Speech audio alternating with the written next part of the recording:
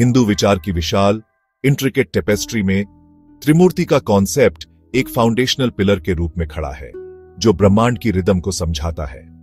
इस divine Trinity में 3 powerful देवता शामिल हैं, ब्रह्मा, विष्णु और शिव। हर एक यूनिवर्स के कंटीन्यूअस साइकिल के एक फंडामेंटल एस्पेक्ट को रिप्रेजेंट करता है। त्रिमूर्ति केवल 3 देवताओं का ग्रुप नहीं है, यह एक गहरा फिलोसॉफिकल फ्रेमवर्क है जो बताता है कि क्रिएशन, प्रिजर्वेशन, डिसोल्यूशन, उनकी भूमिकाओं को समझना ही प्राचीन भारतीय शास्त्रों में बताए गए अस्तित्व के साइक्लिकल नेचर को समझने का पहला कदम है। एक ऐसा साइकिल जो एक तारे के जीवन से लेकर एक इंसान की आत्मा की जर्नी तक सब कुछ कंट्रोल करता है। ब्रह्मा को क्रिएटर के रूप में पूजा जाता है, वो डिवाइन आर्किटेक्ट जो ब्रह्मांड को कॉस्मिक पोटेंशियल से बाहर लाते हैं। वे जनरेशन के एक्ट को सिंबलाइज करते हैं, वो स्पार्क जो सभी जीवन और रूपों को शुरू करता है। उनकी इमेज अक्सर 4 सिरों के साथ 4 कार्डिनल डायरेक्शंस की ओर दर्शाई जाती है, जो उनके कॉम्प्रिहेंसिव विजन और सभी ज्ञान वेदों द्वारा व्यक्त किए गए क्रिएशन को दर्शाती है। विष्णु इसके विपरीत प्रिजर्वर हैं। उनकी भूमिका कॉस्मिक ऑर्डर, बैलेंस और धार्मिकता, धर्म को बनाए रखना है। जब अराजकता दुनिया को ओवरवेल्म करने लगती है तो विष्णु ही हस्तक्षेप करते हैं, रामकृष्ण सद्भाव को बहाल करने और धार्मिक लोगों की रक्षा करने के लिए। उनका कार्य ब्रह्मा ने जो कुछ भी बनाया है कि एक्टिव सस्टेनेंस और कंपैशनेट गार्डियनशिप का है। अंत में शिव डिसोल्यूशन या ट्रांसफॉर्मेशन के सिद्धांत को दर्शाते हैं। अक्सर केवल एक डिस्ट्रॉयर के रूप में गलत समझा जाता है, उनकी भूमिका कहीं अधिक सूक्ष्म है। शिव सभी चीजों के आवश्यक और अपरिहार्य अंत को दर्शाते हैं, नए क्रिएशन के लिए रास्ता साफ करते हैं। उनके विनाश का कार्य दुर्भावना का कार्य नहीं है, बल्कि कॉस्मिक रिसाइकलिंग का है। यह पुराने घिसे पिटे रूपों का टूटना है ताकि नवीनीकरण और पुनर्जन्म हो सके। वे अल्टीमेट ट्रांसफॉर्मर हैं, वो तपस्वी जो वास्तविकता की क्षणभंगुर प्रकृति पर ध्यान करते हैं, हमें याद दिलाते हैं कि हर अंत एक साथ एक नई शुरुआत है। साथ मिलकर ये तीनों देवता एक कंप्लीट और डायनामिक सिस्टम बनाते हैं जो समय के पहिए को घूमता रहता है। जियोड जनरेशन, ऑपरेशन, डिस्ट्रक्शन की यह साइक्लिकल प्रोसेस यूनिवर्स का इंजन है। त्रिमूर्ति को देखते समय एक आम गलतफहमी यह है कि एक ह्यूमन लाइक हिरार्की थोपना, ब्रह्मा, विष्णु, शिव, यह सवाल करना कि कौन सबसे महान है। यह पर्सपेक्टिव कॉन्सेप्ट की फिलोसॉफिकल गहराई को पूरी तरह से मिस करता है। पुराण और विभिन्न शास्त्र स्पष्ट करते हैं कि ये तीनों कॉम्पिटिंग एंटिटीज नहीं है, ये एक अल्टीमेट फॉर्मुलेस रियलिटी ब्रह्म की 3 अलग अलग अभिव्यक्तियां हैं। वे एक सिंगल डिवाइन कॉन्शियसनेस के फंक्शनल एक्सप्रेशंस हैं। हर एक इंडिस्पेंसेबल भूमिका निभा रहा है। यह पूछना कि कौन महान है, यह पूछने जैसा है कि कहानी की शुरुआत, मध्य या अंत अधिक महत्वपूर्ण है। कहानी तीनों हिस्सों के बिना अधूरी है।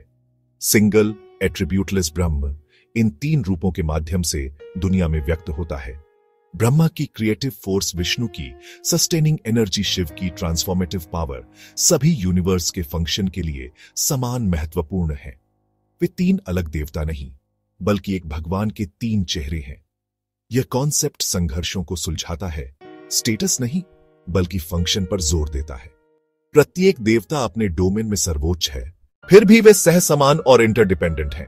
पानी का एनालॉजी सोचो। बर्फ तरल भाप बर्फ संरचना देता है, तरल जीवन बनाए रखता है, भाप परिवर्तनकारी है। इसी तरह त्रिमूर्ति अलग अलग कार्यात्मक स्थितियां हैं। वैष्णव धर्म में विष्णु को सुप्रीम बीइंग और अल्टीमेट सोर्स माना जाता है। ब्रह्मा उनकी नाभि से निकलने वाले एक कमल से पैदा होते हैं, सृजन के लिए। शिव विष्णु के माथे से पैदा होते हैं, विनाश, विलोपन के लिए। पर उन्हें विष्णु के उत्सर्जन के रूप में समझा जाता है, जो कॉस्मिक प्लान की सेवा करते हैं। इसके विपरीत शैव धर्म में भगवान शिव को सुप्रीम बीइंग के रूप में पूजा जाता है। शैवों के लिए शिव अनमैनिफेस्टेड रियलिटी है, जिससे सब कुछ निकलता है और उसी में सब कुछ घुल जाता है। वे अस्तित्व की स्थिर नींव हैं, शिव, और उनके साथ गतिशील ऊर्जा, शक्ति बनाती है। शक्ति संरक्षित करती है, शक्ति नष्ट करती है। इस दृष्टिकोण में विष्णु और ब्रह्मा शिव के उन पहलुओं के रूप हैं जिन्हें वह धारण करते हैं। लिंग पुराण अनंत प्रकाश के एक स्तंभ का वर्णन करता है। शिव निराकार ब्रह्म के रूप में।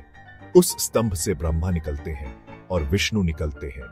यह त्रिमूर्ति के स्रोत के रूप में शिव की प्रधानता को रेखांकित करता है। शाक्तवाद देवी मां या शक्ति को परम वास्तविकता के रूप में पूजता है। इस दृष्टिकोण में ब्रह्मा, विष्णु और शिव बिना उनकी अंतर्निहित शक्ति के निष्क्रिय हैं। देवी सक्रिय, गतिशील शक्ति है जो त्रिमूर्ति को कार्यक्षम बनाती है। सृजन ब्रह्मा और सरस्वती, संरक्षण विष्णु और लक्ष्मी, विनाश शिव और पार्वती। शाक्तों के लिए तीनों देवता महादेवी के प्रकटीकरण हैं। महादेवी ब्रह्मांड की सच्ची स्रोत और पालनहार है। ब्रह्मांड के क्रिएटर के रूप में अपनी महत्वपूर्ण भूमिका के बावजूद भगवान ब्रह्मा खैर मॉडर्न हिंदू धर्म में मेनस्ट्रीम वर्शिप से स्पष्ट रूप से अनुपस्थित हैं। विष्णु, शिव, ब्रह्मा को समर्पित मंदिर बेहद दुर्लभ है। उनमें सबसे प्रसिद्ध मंदिर पुष्कर, राजस्थान में है। पूजा की इस कमी को अक्सर पौराणिक कथाओं के माध्यम से समझाया जाता है। एक प्रमुख कहानी ब्रह्मा और विष्णु और एक अनंत प्रकाश स्तंभ जो शिव थे की शुरुआत और अंत खोजने की प्रतियोगिता के बारे में बताती है। ब्रह्मा ने झूठा दावा किया कि उन्हें शीर्ष मिला है और शिव ने उन्हें पृथ्वी पर न पूजे जाने का श्राप दिया। यह कहानी गहरे फिलोसॉफिकल लेवल पर इंटरप्रेट की जा सकती है। ब्रह्मा का कार्य क्रिएशन एक पूरा किया गया कार्य है। एक बार ब्रह्मांड अस्तित्व में आ जाता है, उनकी प्राथमिक भूमिका समाप्त हो जाती है। मानवीय चिंताएं वर्तमान क्षण में निहित हैं, जीवन की चल रही प्रक्रिया में। हम अपने जीवन की सुरक्षा, मार्गदर्शन और रखरखाव चाहते हैं, जो विष्णु के डोमेन में आता है। हम परिवर्तन, दुख और जीवन के अंत से भी जूझते हैं, मुक्ति और परिवर्तन की तलाश करते हैं, जो शिव के डोमेन है। यह दृष्टिकोण भक्तों को अपना फोकस चुनने देता है, बिना दूसरों को कम किए। त्रिमूर्ति एकता का सबक सिखाती है। यह फोकस बहस से हटाकर लीला के समग्र गतिशील सिस्टम की सराहना करवाती है। इस रिदम को इंटरनलाइज करके हम जीवन के हर स्टेज का सम्मान करना सीखते हैं। हम बिना अटैचमेंट के क्रिएटिविटी को गले लगा सकते हैं। हम लगन से अपने प्रयास बनाए रख सकते हैं और साहस के साथ अंत का सामना कर सकते हैं। यही पूजा का सबसे सच्चा रूप है। त्रिमूर्ति की लौकिक सद्भाव हमारे दिलों में